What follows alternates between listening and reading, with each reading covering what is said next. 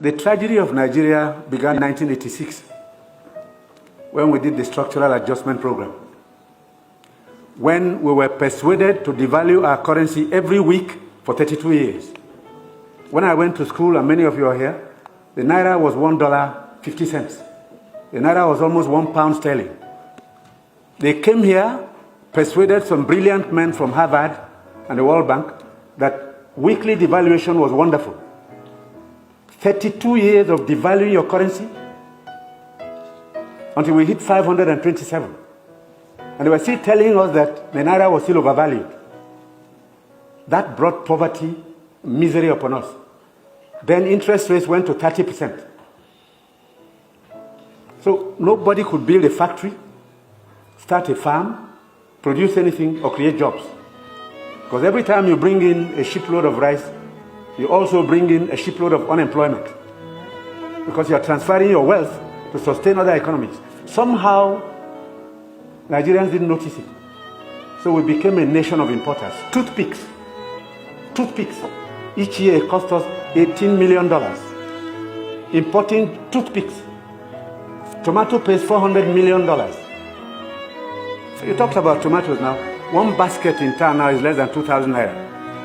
The farmers are losing money because the processors don't have enough funds to set up factories. They are going to do tomato paste. It's food-grade stainless steel. You can't just use anything because you'll be putting poison in people's stomachs. 2 factories have started off.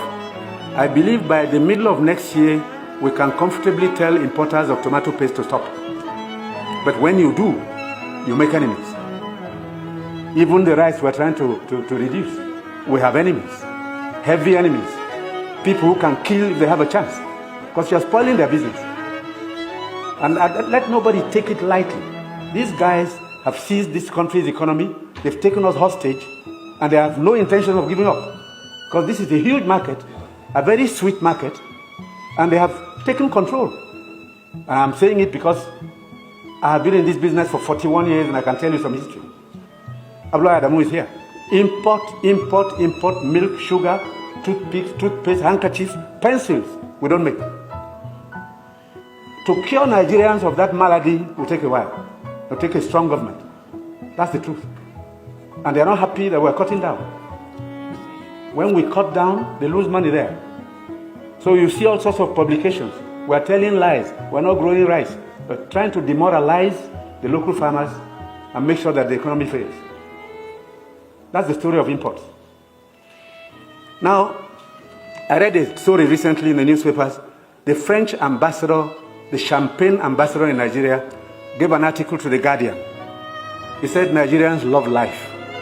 We are the biggest consumers of champagne on planet Earth, more than the French who make it. There are parties you attend in some places where they only drink champagne. Of course, the individual is free to spend his money, but his money comes from Nigeria's commonwealth.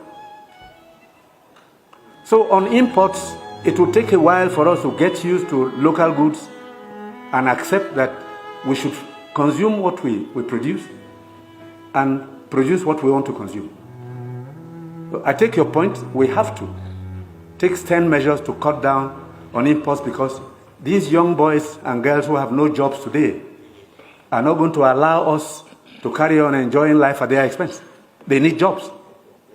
They need jobs. They are children. They've graduated, they've come back home to begin a second childhood because there's no factory to employ them. And the ministries can't take any more. But somebody is making sure you fail when you want to produce at home.